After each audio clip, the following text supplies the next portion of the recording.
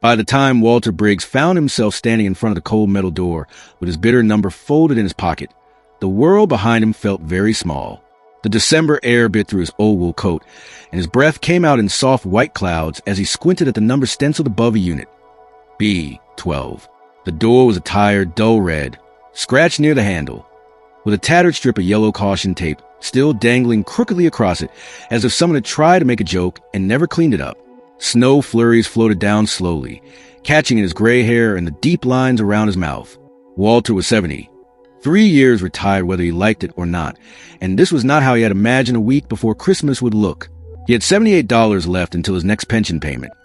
2 wrapped tins of store-brand cookies on his kitchen counter pretending to be presents for his grandchildren, and a phone that rang less and less every year. Yet here he was, key in hand, about to open a storage unit that the manager had described with shrug as nothing but sand, old-timer. You really don't want that headache. He rested his palm flat against the cold metal and felt his own pulse thudding in the base of his thumb. For most of his life, he had been the cautious one, the man who told his kids that risk is for people who can afford to lose. Today, for the first time in a very long while, he had deliberately stepped in the other direction. It had not always been like this. Once, there had been a small house full of noise, 2 sons, a daughter, a wife whose laughter warmed the kitchen even when the furnace struggled.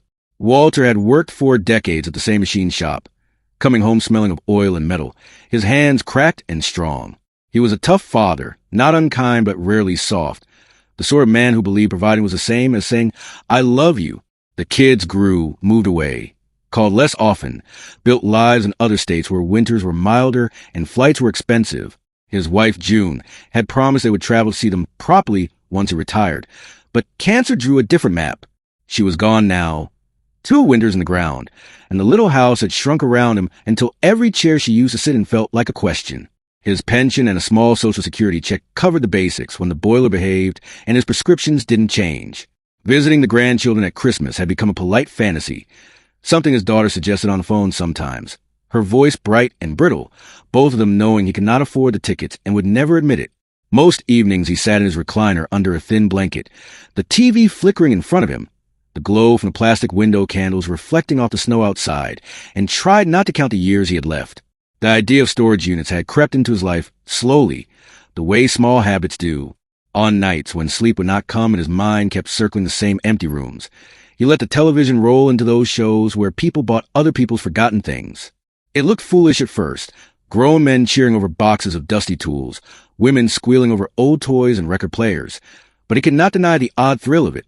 Some units held nothing but trash, some held enough value to change a month, sometimes a year. What hooked him was not the money, but the way faces changed when they realized they'd just bought a second chance out of a padlocked box.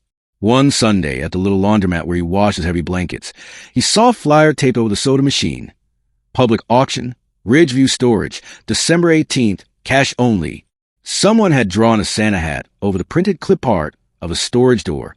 He almost walked past it. Then the date lodged itself in his head. A week before Christmas. If luck decided to look his way, even a little, he thought, maybe he would have enough to send proper gifts, maybe even enough for a bus ticket instead of just another apologetic phone call. The auction morning was gray and sharp, snow crunching under boots as Walter joined a small crowd near the office. Most of the others looked younger, bundled in thick jackets, their conversations easy and loud. A few nodded politely when they saw his age, then turned back to their talk of scores and flips, using words that made him feel like he had wandered into someone else's game. He was given a bidder card and a sheet of rules, the print too small for his tired eyes, but the key points were simple. You bought the unit as it stood, no refunds, 48 hours to clear it. The auctioneer led them down the row of metal doors, rolling each one up in turn. The first held broken furniture and sagging boxes. The second was piled with baby swings and outdated electronics. Each time the bidding started higher than Walter's entire budget. He stayed quiet, content to watch, telling himself he had come for fresh air and distraction more than anything else. Then they stopped at the red door with the crooked tape, and the manager gave a little huff of laughter that did not reach her eyes. B12, she said. Our famous sandbox. Guy paid almost a year in cash. Came one night with a small truck, filled it, then never came back. We opened it after 3 months late, nearly had a heart attack. You'll see. The door rattled up, and a murmur ran through the group. Not excitement, more a puzzled disbelief. From wall to wall, Front to back, the unit was filled with sand. Not loose piles, but a solid, sloping mass that rose almost a shoulder height at the back, pressed into place as if someone had taken time to layer it. The surface was strangely smooth, except where a child's plastic bucket sat half buried near the front, its bright orange handle sticking out from the pale grains. There were no boxes, no furniture, no visible tools. Just sand. A few people laughed outright. "What is this, a bunker?" someone muttered. Another bidder snorted. "All you need is a beach umbrella." The manager lifted her hands. "We had it checked," she said. "No chemicals, nothing weird. Just clean fill sand. Don't ask me why. No one wanted it last time, or the time before." The auctioneer tried to keep it light, but his tone carried strain. "Who'll start me at 50 for the world's saddest desert?" Silence. A couple of regulars stepped back, already craning their necks to see the next door. 40? Nothing. 30. Walter studied the sand, his old mechanic's brain catching details other people's eyes skipped over. Faint, straight grooves in the top layer, as if something had been dragged through it. The way the pile at the back bulged slightly in one spot, not quite matching the rest. How the floor near the front had a scuff line right at the concrete lip, as if a heavy wheelbarrow had been parked and turned there more than once. 20. The auctioneer called, a bit of pleading in his smile now. "Doors worth scrap, folks. Don't make me beg." Walter felt his heart give a hard, uncomfortable thump. $20. In the old days, he would have spent that on a round of drinks for co-workers on a Friday, barely thinking. Now it was half a week of groceries, part as gas, the copay on his heart pills. He thought of the little paper snowman his youngest granddaughter had mailed him last year with, "I wish you were here," written in careful letters. He thought of June, who had once told him in the hospital, "You never let yourself do anything foolish, Walt. Not even once." Maybe that's why the kids couldn't talk to you when things went wrong. Before he could talk himself out of it, his hand lifted, the vein standing out along his wrist. 20, he said, and his own voice startled him. The auctioneer pointed at him with something like relief. "I've got 20 on B12. Do I hear 25? The regulars glanced in, frowned at the sand, and shook their heads. There were better gambles waiting with boxes and mattresses. Going once, the man called. Going twice, sold to number 17. Just like that, with one small movement, Walter had bought a red door full of sand a week before Christmas. He signed the papers and sighed with stiff fingers, listening to the manager run through the rules again. No dumping on site. 48 hours to empty it or start paying rent. He nodded, thanked her, and walked out into thin snowfall with the new key heavy in his pocket. On the drive back to his small house, the heater in his old sedan wheezed and then fell silent, pushing only lukewarm air. His knuckles whitened on the steering wheel. He tried to pretend he had only paid for a story to tell the next time when the kids called. Something funny about that time your old man bought a sandbox the size of a garage. But under the self-mockery, there was a different feeling, low and stubborn. He had spent his whole life avoiding gambles. And what had it bought him in the end? A neat yard, a paid-off car, and a quiet kitchen where the only Christmas music came from the radio. That evening, as he warmed a bowl of soup and watched the snow outside thicken under the orange streetlight, he found himself imagining an invisible audience watching his day the way he watched those late-night shows. He could almost hear some younger voice asking what they would do in his place. Walk away and chalk it up to experience, or keep digging just to see if the universe had left anything for a man who'd almost given up on surprises. If someone like that existed, he thought, they'd probably be tempted to lean closer, to keep listening before deciding whether his little leap had been brave or foolish. The next morning, the sky hung low and pale, the sort of winter light that never quite turned fully bright. Walter wrapped a wool scarf around his neck, strapped on the old back brace he'd kept from his shop days, and loaded a shovel, a garden spade, and 2 folded tarps into the trunk. His joints complained at every movement, but there was a steadiness in him that hadn't been there yesterday. If all he found was sand, he told himself, he at least clear enough to leave the unit clean, and maybe sell the door for scrap, salvage a little pride and money. If there was something under there, anything at all that made sense of the caution tape and the neat grooves and the year of cash payments, he would deal with that when he reached it. The storage lot was quieter on a weekday, the office lights glowing behind frosted glass, the rows of colored doors lined with thin dusting of snow. He nodded to the manager through the window. She lifted a hand in return, an expression halfway between curiosity and sympathy. B. 12 waited at the end of the row, red paint dull under the flat light. When he unlocked it and hauled the door up, the sand looked exactly the same as yesterday, unmoved, indifferent. He stepped inside. feeling the give of grains under his boots, and drove the shovel into the front slope. The sand was heavier than it looked, damp a few inches down, and every load he tossed onto the tarp outside sent a dull ache up his arms. After 10 minutes, his back began to burn, his breath coming in shorter puffs. But he kept carving a narrow path forward, stubbornness doing what youth no longer could. As he worked, he found small, strange things that only made the whole picture more unsettling. A chipped ceramic mug buried near the surface, packed full of sand and nothing else.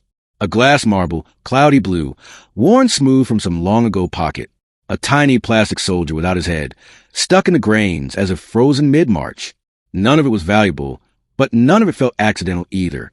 Someone had placed him here in layers, like breadcrumbs from a mind he would never meet. After an hour, he had carved a trench wide enough to stand in, the sand walls rising shoulder-high on either side. The air down there was cooler, stiller, and he could hear his own heartbeat in his ears between the scrape of the shovel. On one pass, as he drove the blade into the darker, packed layer near the back wall, the metal rang with a different sound, a hard, hollow thunk that snapped up his arms and into his jaw. He froze, leaning on the handle, listening. Carefully, he set the shovel aside and dropped to his knees, pushing sand away with both hands, fingers going numb from the cold grit. The more he cleared, the stranger became. This wasn't the rounded corner of a box or the curved side of a barrel. His fingertips met a flat, unbroken surface that stretched beyond the reach of his arms in both directions. He traced along it, feeling a straight edge, then another, then a faint, narrow gap where metal met concrete. Walter sat back hard on the narrow strip of exposed floor, breath shallow, the pounding in his chest no longer from exertion alone. Under 8 tons of sand, inside a rented unit no one wanted, someone had set a square of metal into the very floor, a hatch too wide and too clean to be an accident. He wiped his sandy hands on his coat without realizing it and stared at the dull gray surface peeking through the grains. The sand had never been the strangest part of B-12. It had just been the cover. As he reached out, almost unwillingly, to brush the last line of sand away from what looked very much like a recessed handle, one thought settled over him heavier than the winter air. Whatever this old man had just bought at a Christmas storage auction, it was not a simple mistake. Walter stared at the square of metal, as if it might answer for itself. The hatch lay flush with the concrete under a thin skin of sand. Each edge straight and clean, the steel cold and almost blue in the weak light. He ran his fingertips along the seam, feeling where the grains had worked their way into every tiny gap. Then found what he suspected was there, a shallow circular recess in one corner, filled solid with packed sand. He dug it out carefully with the tip of his old pocket knife until metal showed, an inset handle, stiff with disuse. His shoulders already ached from a morning's shoveling, the brace on his lower back cutting into his ribs when he bent, but something in him had shifted past the point of turning away. He braced his boots against the trench floor, wrapped his fingers around the handle, and pulled. At first, nothing happened. On the second attempt, he heard a long, complaining creak deep in the metal, the sound of hinges that had not moved in years. The hatch rose an inch, then 2, and a breath of air cold in the corridor slid out, carrying the smell of dust and something dry and old. Walter wedged a scrap of 2x4 under the lip, salvaged from one of the buried crates, and worked his hands along the opposite side, lifting in short, straining bursts until the panel finally tipped back and stayed open. Below yawned not a tunnel, thank God, but shallow concrete chamber, 3 feet deep, big enough for a man to crouch in. In the dimness, his eyes picked out shapes. A squat metal lockbox, a long plastic tub wrapped in cloudy plastic, and a canvas duffel slumped in one corner like a sleeping dog. Climbing down into that hidden box took more courage than he would ever admit. The sand walls, high on either side of the trench, made the air feel close and strange. Walter lowered himself slowly, one knee at a time, testing the floor with the toe of his boot before committing his weight. The concrete down there was cold enough to seep through his soles. Up close, the containers looked ordinary, almost disappointingly so. The lockbox was the size of a small microwave, scratched along one edge, its black paint worn to gray at the corners. The plastic tub could have come from any hardware store, its lid sealed with yellowing tape and wrapped in painter's plastic. The duffel's canvas was faded near the seams, its zipper pull polished from use. There was no shine of metal bars, no gleam of jewels, just the quiet density of hidden things. Knowing the limits of a 70-year-old back better than anyone, he did not try to lift anything straight up. Instead, he gripped the plastic tub at one end and shoved it, inch by inch, up the concrete lip to the trench floor above, the rough bottom scraping loudly. The lockbox he rolled on its edge like a reluctant tire, pausing twice while his heart hammered too fast. The duffel, lighter than it looked, came last. Only when all three sat in a row on the sand at trench level did he climb out after them, his legs trembling and his breath coming in short, visible puffs. He started with the duffel because it looked the most harmless. The zipper resisted, then gave, teeth parting with a dry rasp. Inside, someone had packed with care, a folded flannel shirt, neatly laundered, a pair of work gloves that looked hardly worn, 3 small round tins wrapped in an old dishcloth. Walter opened the tins one by one and sucked in a slow breath. Each held coins, nested in cotton, foreign pieces, mostly, some worn to softness, others sharp with relief, dates stretching back further than his own working years. Not pirate treasure, not movie gold, but the sort of collection a man builds a coin at a time over decades. Beneath the tins lay a clear plastic bag containing envelopes, each marked in the corner in that stiff, blocky handwriting he'd seen on a unit number. Roof, tires, dentist, winter, and one with a single name, Lola. The name meant nothing to Walter, but the sight of it hit him low in the chest. He thought of his own June, of the ways people wrote down the ones they worried over. The envelopes were stiff with cash, modest stacks of 20s and 50s, the kind of money you skim from paying cash jobs so nobody can talk you into borrowing it. At the bottom of the bag, different from the rest, sat one more envelope labeled only if needed. His fingers shook slightly as he opened it. The bills inside were larger, the stack thicker. It wasn't the kind of sum that bought yachts, but for a man living one pension check to the next, it looked like months of breathing room sitting in a single fold of paper. The plastic tub was stranger. Once he cut through the yellow tape and peeled back the painter's plastic, he found not weapons or contraband but neat rows of shoe boxes and document folders. Each box wore a year written across the lid instead of a name. Inside, the first were receipts. Gas stations, cheap motels along the interstate, grocery stores, all paid in cash. If there was a pattern, it was in the repetition of certain towns and dates, like someone had lived their life in careful loops. Another box held a lined notebook with pages filled in the same awkward hand. Most of it was lists, budgets, reminders, change oil, call about leak. But in between, the writer had let something slip out that wasn't accounting. If this doesn't work, I'll have to start over again. One line read, "Tired of people wanting what's in my wallet and not my company," said another. "At least the sand is quiet. Here it's mine." Walter read those lines slowly, lips moving a little as he traced the words. They didn't sound like a criminal bragging. They sounded like a worn-out man, maybe not so different from himself, trying to build one corner of the world nobody else could touch. If this whole thing had been a story on those storage shows he watched, this would have been the point where the host paused, looked into the camera, and asked viewers whether they would keep going or cut their losses. Tell everyone to subscribe, and comment what they'd do with another man's secret savings. Walter snorted softly at the thought. It was easy to have opinions about strangers on TV than about your own shaking hands. The lockbox waited last, black and heavy, its dial glittering faintly under the single fluorescent strip. Walter placed both palms flat on the lid for a moment, feeling the chill through his skin, and wished, not for the first time, that June was there to steady his thinking. She had been the one who softened his hard edges, the one who would have asked the question he was trying to avoid. Just because something is now legally yours, does that make every choice about it right? He turned the box on its side to look for a weakness and noticed, almost by accident, a cluster of faint scratches near one rubber foot on the underside. He squinted, brought it closer to the light, and saw that the scratches were not random. They were digits, carved in with something sharp.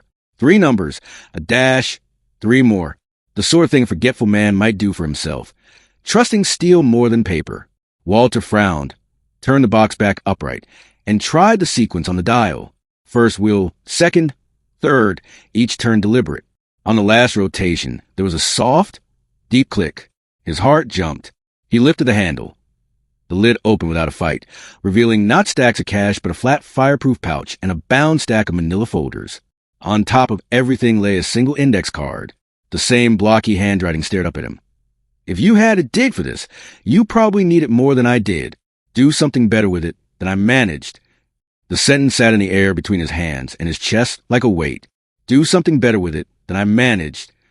It was not a blessing, not exactly a legal transfer he could wave in front of a judge, but it was not the voice of a man who planned to walk back to the office door next week either. Walter swallowed, suddenly aware of the dryness in his throat, and slid the fireproof pouch open. Inside were old-style savings certificates, a couple of small bearer bonds, and a folded letter from a bank. confirming that a certain account had been emptied in cash and closed 6 years earlier at the customer's request. The amounts printed there, when added to what he had already counted in envelopes, were not fairy tale numbers. But when he did rough sums in his head, the total made his palms sweat. It was enough to pay off his lingering medical bills, fix the boiler before it finally quit, replace his wheezing car, and still have something left. Enough for a 70-year-old widower with more past and future to visit grandchildren without choosing between travel and medication. He closed the pouch again, hands resting on it, feeling equal parts gratitude and unease. Somewhere, a man whose handwriting he now recognized had spent years building this cache, teaching himself not to trust anyone with it. Now it lay on a tarp in a freezing storage unit between shovelfuls of sand and an old man's tired boots. By the time Walter Lockby, 12, and drove home through the drifting snow, the winter light had already started to fade. At his kitchen table, under the same yellowed lamp that had lit school projects and grocery lists decades earlier, he laid everything out in careful lines. The envelopes from the duffel, the tins of coins, the certificates and bonds, the index card. He added numbers on a notepad, erasing and recalculating when his mind slipped. Each total told the same story. This was not lottery money, not enough to make the rest of his life effortless.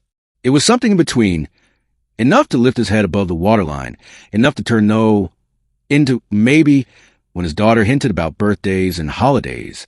He thought of his grandchildren's faces on the little screen when they video called, the way the youngest had asked last year, "Grandpa, are you too far to come?"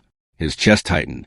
He also thought of the man whose name was printed on the storage rental agreement, a name he now saw in his mind every time he looked at the careful block letters on those envelopes. Before he could let relief wash away the questions, he opened his old laptop, coaxed it awake, and typed that name into the search bar.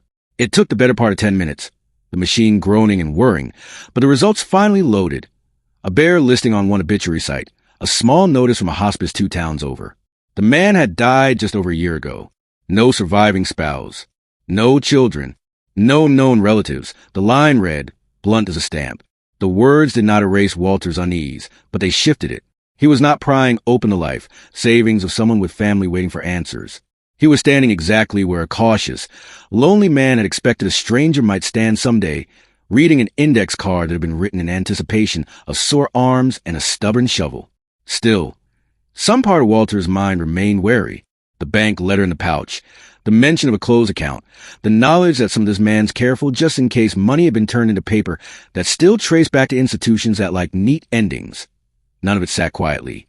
He picked up the lockbox again to move aside and noticed, for the first time, that the underside held not just one set of scratch digits, but 2. The first sequence matched the combination he had already used. The second, offset slightly as if added later, carried a different pattern. A set of numbers that looked more like a branch code or a box reference than a simple reminder. Walter traced them slowly with his thumb, a frown deepening between his brows. The sand unit, the hatch, the envelopes, the index card. He had thought he'd uncovered the whole secret. Now another layer appeared, as if the dead man had left one more quiet door standing open, waiting for someone stubborn enough or desperate enough to walk through. Walter slept badly that night, the way he had on those first nights after June passed, when the house felt too quiet and every small sound seemed to matter. He saw the hatch in his dreams, the sand closing over it, the number scratched in the bottom of the lockbox like a secret only his tired eyes could read. Every time he drifted off, he would jolt awake again, mind jumping between relief at what it already found and the nagging thought that the second set of digits meant the story wasn't finished.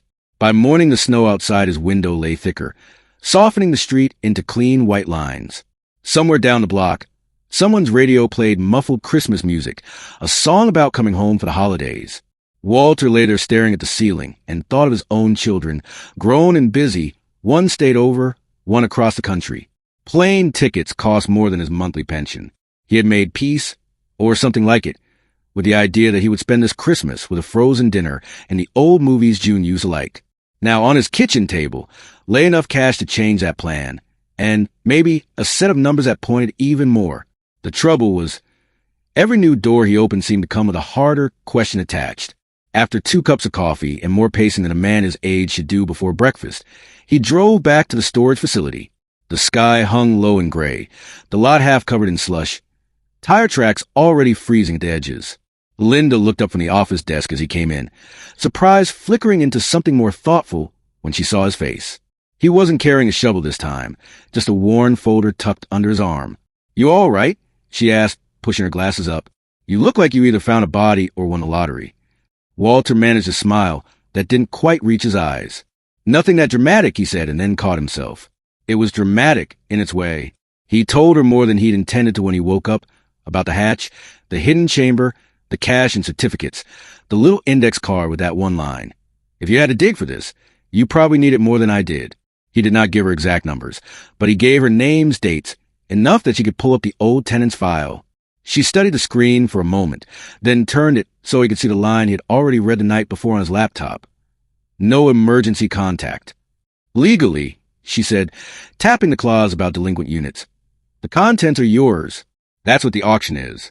Morley, "Well, that's between you and the man who wrote that card." She paused, then added quietly, "For what it's worth, if I drop dead with that much squirreled away, I'd rather it went to someone who'd had to shovel snow and sand to find it than to some state office that never heard my name." Her steadiness helped, but it didn't answer everything. Before he left the office, though, she did one thing that mattered more than she probably knew. She printed a fresh copy of his auction paperwork, highlighted a line about contents as-is, and slid it into his folder with a rental agreement for B12. "If anyone ever questions you about what you found," she said, "you show them this and remind them who paid the man's back rent." It made Walter think again of those late-night videos he watched on his old TV, hosts standing in front of dusty units telling viewers to imagine what they'd do, asking them to like and subscribe and drop a comment before the big reveal. Sitting across from Linda under humming fluorescent lights, it struck him how easy it was for people on the couch to shout what they thought someone else's conscience should do, out here in the cold, with his own name on the receipt and his own grandchildren's faces in his memory. It looked less like a game and more like a test he hadn't expected to take at 70. The second set of digits on the lockbox didn't leave him alone. Back home, he opened the fireproof pouch again, smoothing the bank letter with careful hands. The branch number printed at the top matched the first 3 scratches. The last 3 lined up too neatly with a small safe deposit reference in the fine print for him to call it coincidence. That afternoon, wearing his one good coat and a scarf June had knitted years ago, he walked into a small brick bank downtown where the windows of poinsettias had started to droop. The lobby smelled faintly of paper and coffee.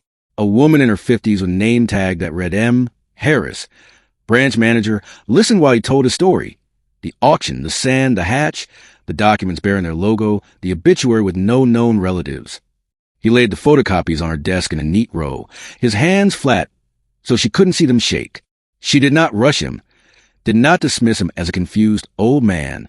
Instead, she read every page, her brow knitting slightly at certain lines. "We do show a safe deposit box in that name," she said at last, tapping the reference. "Payment stopped around the same time as the hospice record you found. Normally, after a period, the contents go through a legal process, possibly ending up as unclaimed property with the state. But that hasn't started yet. You're early."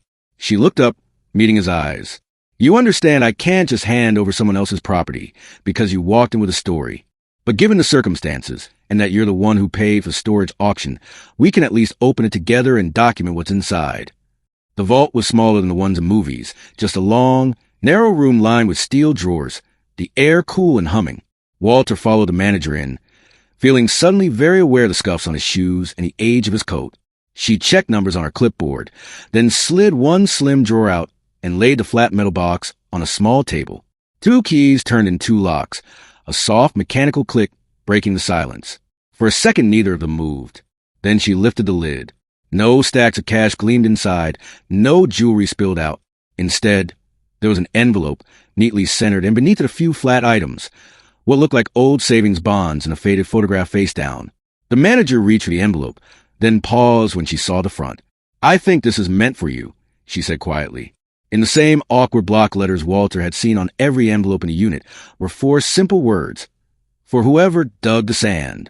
His throat closed up for a moment. He took the envelope with both hands, suddenly afraid his fingers might tear it, and sat down slowly as his knees threatened to argue. The manager turned the bonds over, counting under her breath, her expression tightening in that way people get when numbers exceed what they expected. "These will have to follow procedure," she said, more to herself than to him. "They're part of the estate on record, even if the estate is empty of people." Then she nodded at the envelope. "But that's between you and him. The paper crackled softly as Walter opened it, the sound loud in the small steel room. Inside was a single folded letter, written on lined notebook paper. The ink slightly faded but legible. The first lines made his chest ache. The man gave his name, the same one on the rental forms and the obituary, and admitted in blunt words that he had never been good with people, only with numbers.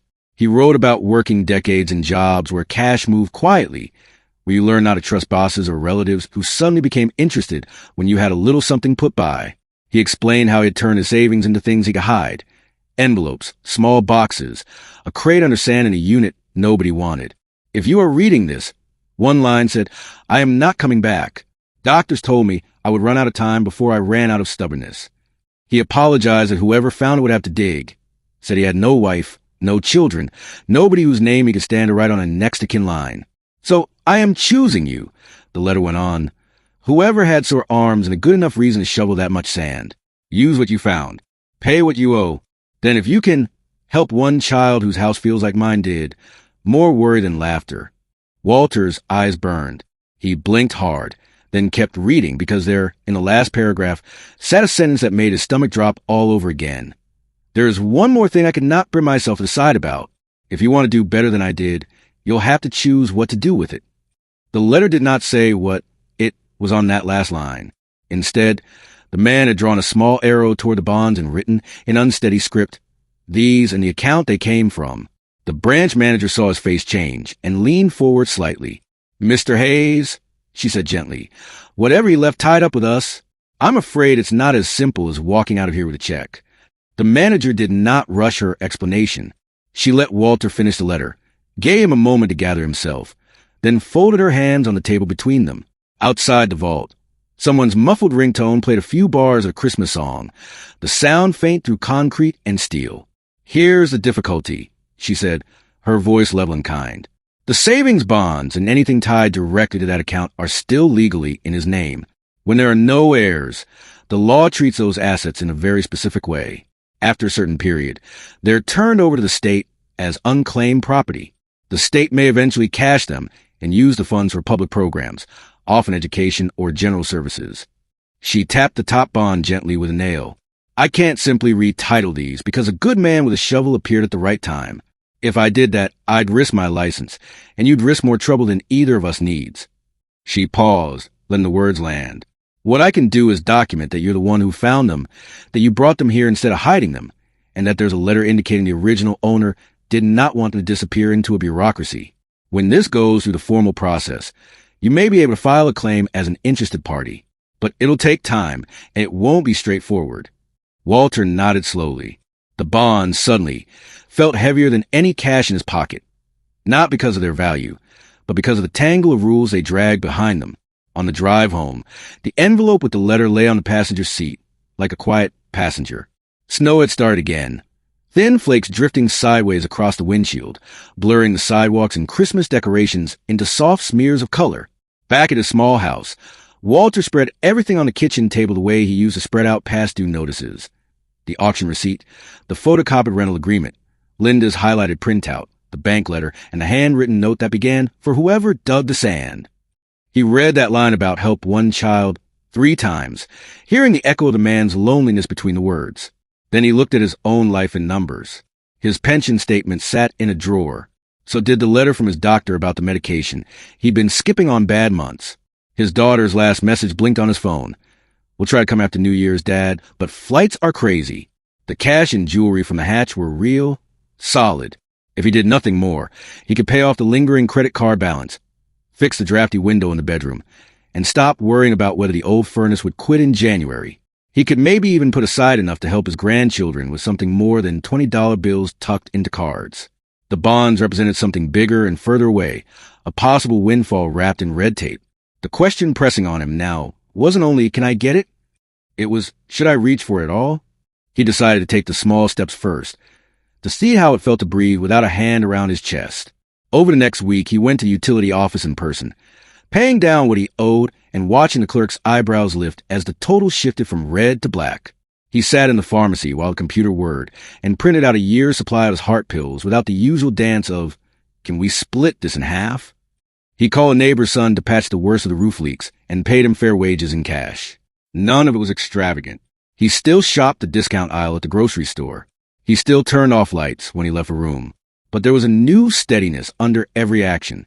One evening, as he sat at the table with receipts spread out and the radio murmur in the background, he caught himself thinking how different these numbers looked from the ones he used to stare at. No minus signs, no red circles, just paid stamps and small balances. It struck him that if this were one of those stories people watched online, this would be the moment the host would turn to the camera and ask viewers what they'd do next, telling a hit like subscribe and leave a comment arguing whether he should chase those bonds or let them go. The thought almost made him smile. For the first time in a long while, he realized the next chapter of his life depended less on what had been taken from him and more on the choices he still had. Those choices became clearer a few days before Christmas, when the church down the street asked if he could help carry boxes for the holiday pantry. He had said yes the way he always did, more from habit than energy, but as he stepped into the fellowship hall, the sight stopped him. Tables were lined with canned goods, pasta, cartons of milk, and a few humble treats. Bags of oranges, cookies, and plastic trays. A line had already formed at the door. People stamping snow from worn boots. Kids hopping from foot to foot in coats a size too big. Walter carried crates from the back room, his old shoulders protesting. But every time he set one down and saw a parent's face ease just a little, something inside him quieted.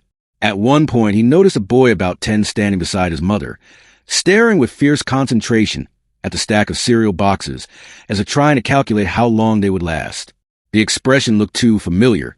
He had seen it in the mirror some nights, and years ago, on his own son's face when Walter had snapped at him about leaving lights on. Later, when things slowed, he picked up a flyer from a side table. It explained in plain words that part of the pantry's funding came indirectly from unclaimed property the state funneled into community programs. Old accounts, forgotten bonds, money from people who never filled in the next of kin line. The idea sat in his chest like a small stone. The stranger who had filled B, 12 with sand, had not wanted his savings to vanish into a faceless ledger. But if Walter took every last bond for himself, was he honoring that wish or bending it? A day or two later, he found himself back in Miss Harris's office, the letter folded neatly in his pocket. She had called to say she'd spoken with the bank's legal department and had 2 options to present. One form would register him as an interested party when the bonds moved into the state process. His name lodged in a file, his claim considered when the time came. It doesn't guarantee anything, she said, but it gives you a legal voice in what happens. The other form was simpler but stranger, a document stating that he did not intend to make any personal claim on the bonds or related funds, that he understood they would eventually become part of the general pool used for public services. Some people sign something like this when they feel the money should go to a cause bigger than themselves, she said quietly. Sometimes they also make a separate arrangement through a lawyer to direct donations in the original owner's name. It depends what feels right to them. She slid both sets of papers across the desk, along with a plain envelope and a pen. I'm not telling you which is right, she added. You've already shown more honesty than most.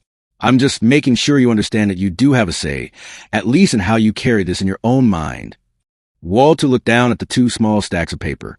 One represented potential security for his blood family. The other represented a kind of anonymous generosity, a way of letting the stranger's savings melt into warmth for children he would never meet. The snow outside thickened over the next days, pressing the town into a quieter rhythm. Walter carried the forms home in his coat pocket, the edges growing soft from being taken out and put back. Christmas Eve crept closer. Little lights appeared in more windows. The radio played carols on every channel, and the grocery store was full of people buying last-minute things they hoped would make someone smile. He bought modest ham and some potatoes, a small tin of cookies he knew his grandchildren liked, and stood for a long moment in front of the card rack before choosing 2 designs that weren't too silly, not too formal.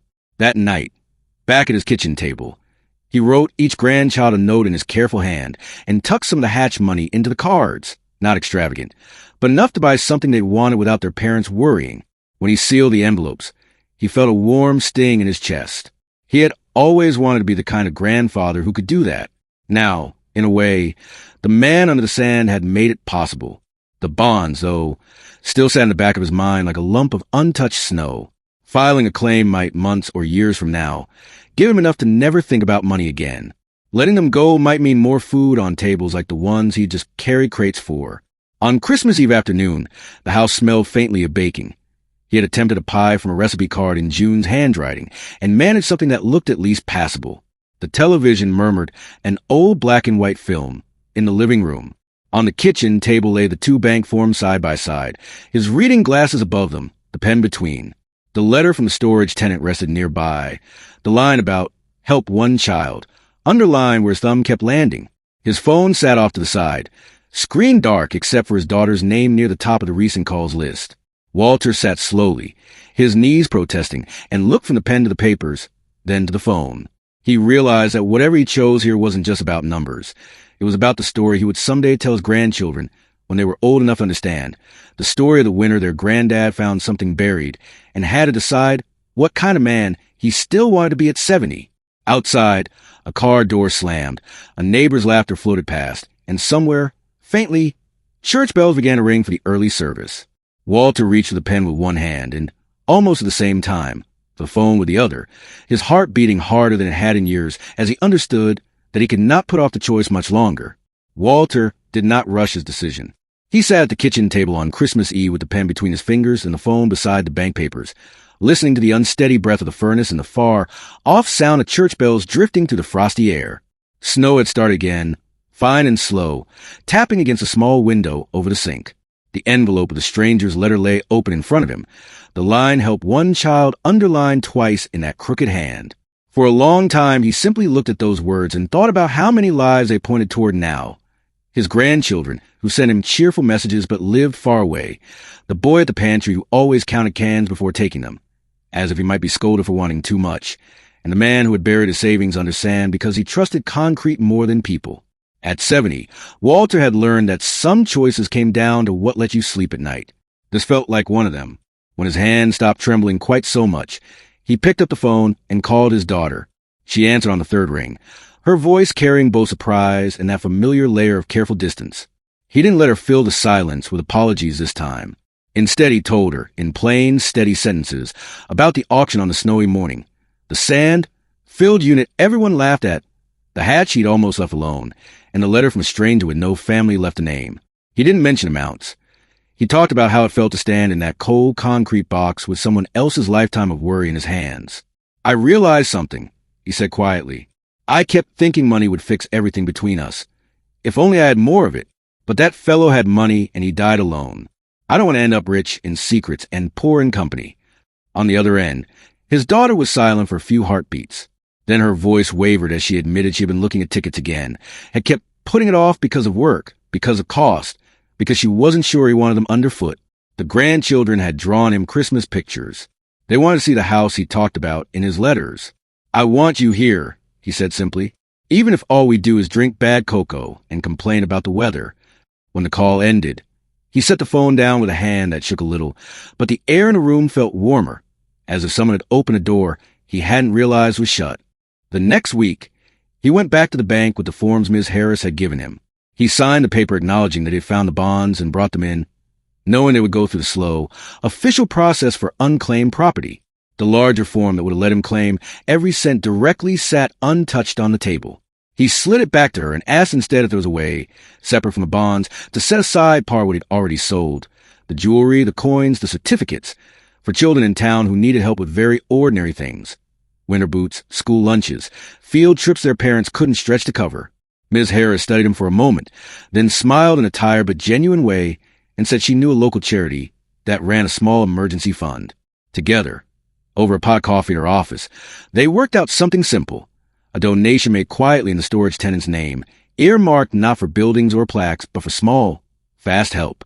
As she entered the details into her computer, she shook her head and said half, jokingly that if anyone ever told this whole story, people would think it was one of those strange videos online. Lost savings under sand, secret hatches, old men making big choices in tiny offices. They'd sit there arguing what you should have done, she added. Probably hit all those buttons, like and subscribe, and whatever else, just to say they were along for the ride. Walter chuckled softly at that, but inside he felt something settle. Let strangers argue in their imaginations. He knew which side he wanted to stand on. Winter passed in a series of small, important changes. With the cash from a hatch and the sensible sale of a few valuables, he paid every lingering bill that had been gnawing at the back of his mind. The hospital balance from June's last months, the repair notice of cracked chimney, the overdue oil bill that had kept him sleeping in extra socks a year before. He replaced a failing furnace with a reliable one that hummed evenly instead of rattling like it might give up at any moment. He had the windows in the worst rooms sealed and insulated. And for the first time in many winters, he woke up without seeing his own breath in the bedroom air. He bought a used car that didn't need a prayer before every turn of the key, a modest sedan, not new but solid, and gave the old one to a neighbor's grandson who wanted a project and promised to coax a few more years out of its tired engine. Nothing in his house looked like wealth to anyone walking in off the street. It was still the same small place, the same worn table, the same wooden chair at the window. The difference showed up in quieter ways. A medicine cabinet filled on time, a pantry stocked ahead instead of scraped together, a back that could rest once in a while, because he no longer had to say yes to every odd job out of fear. In February, his daughter and the grandchildren finally came.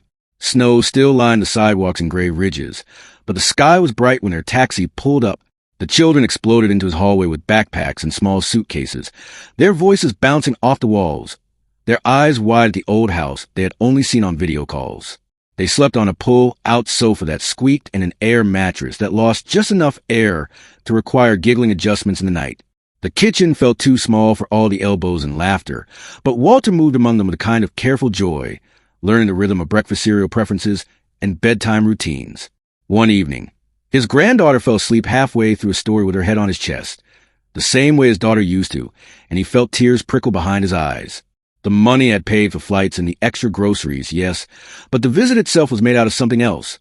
Out him picking up the phone when it was hardest, admitting he had been wrong to let pride keep him silent, showing his family that he valued their time more than his fear of being a bother. In quiet moments, watching his grandson line up toy cars on the carpet, he found himself whispering a thank you to the man who had written that letter, wishing he could somehow tell him what his buried savings had really bought. As spring crept in, Walter returned to the small habits that made him feel useful, but now they carried a different weight. He still volunteered at the church pantry. Only now, when the shelves were thin in certain corners, he quietly filled the gaps without fuss. The charity that managed the fund in the tenant's name sent occasional short reports. A pair of boots here, a month of school lunches there, a bus fare for a child to attend a special class. The figures were small, the story simple, but each one felt like another shovelful of sand removed from some unseen weight on another family's chest. He started a tiny business card with nothing more than his name and a phone number, clean outs and small repairs. And people called.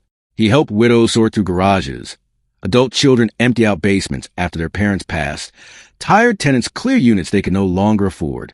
Each time he found a box of photographs or letters, he set it gently aside and made sure it got into the right hands.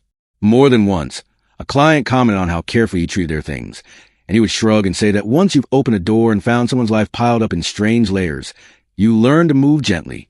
Sometimes, when the mood was right, he'd tell a softened version of the sand story, ending with a line about how the hardest part wasn't lifting the hatch, but deciding who you wanted to be after it opened. People usually fell quiet at that, thinking of their own hidden rooms. The year after the auction, on another cold December afternoon, he drove past the storage facility again. The red door that had once marked B, 12 was now painted the same dull color as its neighbors, and someone else's padlock hung on it. Fresh tire tracks crossed the thin snow in front of the office. Life had gone on here. New renters, new late notices, new auctions. Walter parked for a moment by the road and looked through the chain link fence, remembering to feel the shovel in his hands, the ache in his back, the first glimpse of that metal square under the packed sand. He didn't feel the thrill of discovery anymore. What he felt instead was a steady gratitude that the story hadn't ended in that trench, that he'd been given a chance to turn one man's lonely caution into warmth and company, and a little more safety for people he'd never meet. That evening, sitting in his armchair with a cup of tea, he opened the shoebox where he kept the last few pieces from the unit. The foreign coin he decided to save, the empty lockbox, and the folded letter. He read the letter again, slower this time. "Do something better with it than I managed," it said. He smiled faintly and murmured, "I'm trying." On the second Christmas Eve after all this began, snow once again brushed softly against his windows, and the little house hummed with familiar sounds. The clink of dishes in the drying rack, the creak of the hallway floorboard, the quiet buzz of a message arriving from his daughter with a photo of the grandchildren in matching sweaters. Walter sat by the small tree, watching the lights blink in their patient rhythm, and thought about how close he had come to walking away from that absurd sand. Filled unit because his hands were stiff and his heart was tired.